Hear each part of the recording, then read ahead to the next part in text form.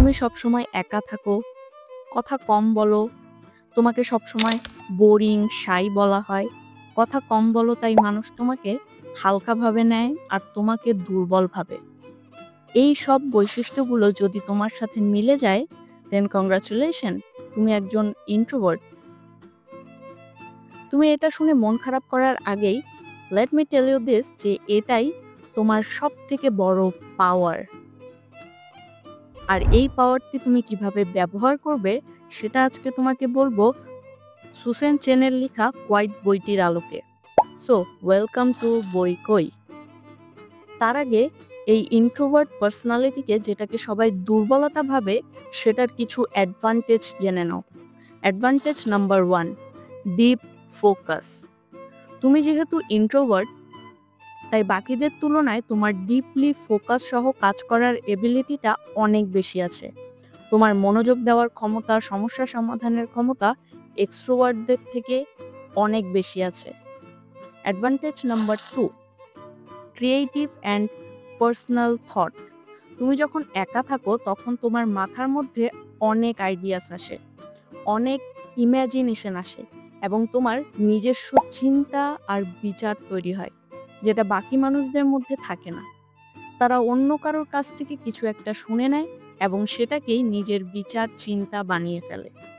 কিন্তু ইন্ট্রোভার্টরা এমন হয় না।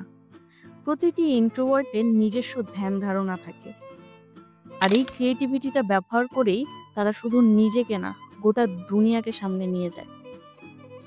Advantage number 3, future oriented mindset.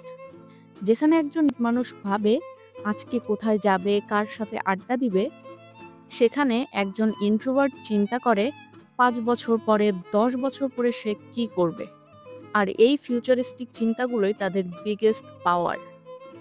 এবার তাহলে আসি এই বইটিতে দেওয়া 3টি কৌশল যেগুলো তোমাকে এই পাওয়ারটা ইফেক্টিভলি ইউজ করতে সাহায্য করবে।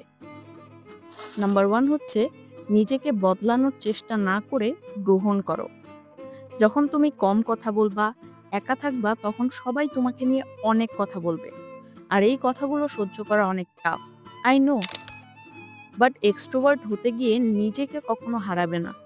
যেই পরিস্থিতিতে কথা বলা দরকার সেখানে কথা বলার চেষ্টা করো, ওপেন হওয়ার চেষ্টা করো, বাট নিজেকে চেঞ্জ করো না। Number 2, find restorative solitude. Introvert মানুষের ব্রেন একটু ভিন্নভাবে কাজ করে। তারা বেশিক্ষণ সামাজিক গ্যাদারিংয়ে থাকলে মানসিকভাবে ক্লান্ত হয়ে পড়ে, আর এই ক্লান্তিটা কাটাতে তারা যেটা করে সেটা হলো একাকিত্বতা বা সলিটিউড। এই বইয়ের লেখিকা বলেন, solitude is a catalyst for introvert. তাই নিজের একাকিত্বতার জন্য সময় বের করে নাও, যেন তোমার ব্রেন ঠান্ডা হতে পারে এবং নিউ নিউ আইডিয়াস জেনারেট করতে পারে। নাম্বার 3, নিজের শক্তি অনুযায়ী কাজ করো। লেখিকা বলেন, ইন্ট্রোভার্ট হিসেবে যদি তুমি এমন কাজ করো যা তোমার স্বভাবের সঙ্গে যায় না, তাহলে তুমি ক্লান্ত হয়ে পড়বে। কিন্তু যদি এমন কাজ করো যেটা তোমার স্বাভাবিক বৈশিষ্ট্যের সাথে যায়, তাহলে তুমি অনেক ভালোভাবে কাজ করবে এবং আত্মসন্তুষ্টিও পাবে। যেমন ধরো, তুমি হয়তোবা স্টেজে গিয়ে কথা বলতে পারবে না, কিন্তু তুমি ভালো লিখতে পারবে, তাই সেটা করো। তুমি এক্সট্রোভার্ট হও কিংবা ইন্ট্রোভার্ট, তোমার সেটাই করা উচিত যেটা তোমার পার্সোনালিটির সাথে যায়। সো এটাই ছিল আমাদের কোয়াইট বইয়ের ইম্পর্টেন্ট কিছু লার্নিং, যেটা তুমি ইউজ করে তোমার লাইফ আরো বেটার করতে পারবে।